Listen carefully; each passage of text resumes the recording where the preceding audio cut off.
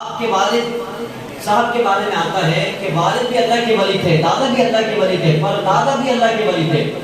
والد صاحب کے بارے میں آتا ہے، آپ کے والد صاحب فرماتے ہیں کہ جب شیخ محقق رحمۃ اللہ تعالیٰ کی ولادت باسعادت ہوئی تو اس وقت تہجد کی نماز کا وقت تھا، تو میں عالم کشف میں تھا، نماز تہجد کا وقت۔ آپ فرماتے ہیں کہ آپ علیہ الصلوۃ والسلام نے کمال کرم فرما دیا۔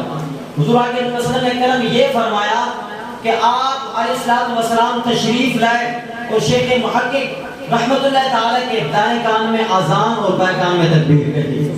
دائیں کان میں اذان، بائیں کان میں تکبیر کہی، اور کہنے والے کون؟ امام الانبیاء علیہ الصلوۃ والسلام کی ذات مقدسہ ہے، اور کن کے کان میں کہی جا رہی ہے؟ مجدد الفسانی رحمت اللہ تعالیٰ کے کان میں اذان کہنے والے امام الانبیاء علیہ الصلوۃ والسلام ہیں۔ آج اگر کسی سے پوچھا جاتا ہے، کسی باپ سے پوچھیں، بڑے فخر سے کہتا ہے کہ یار میرے بچے کے کان میں فلاں پیر صاحب نے اذان دی ہے، فلاں نے اذان دی ہے، فلاں نے اقامت کہی ہے۔ ہم کہتے ہیں کہ مجدد الفسانی رحمت اللہ تعالیٰ کی شان کا اندازہ لگائیے، مقام کا اندازہ لگائیے کہ ان کے کان میں اذان دینے والے سے کوئی عام نہیں بلکہ امام الانبیاء علیہ الصلوۃ والسلام کی ذات مقدسہ ہے۔ اب آگے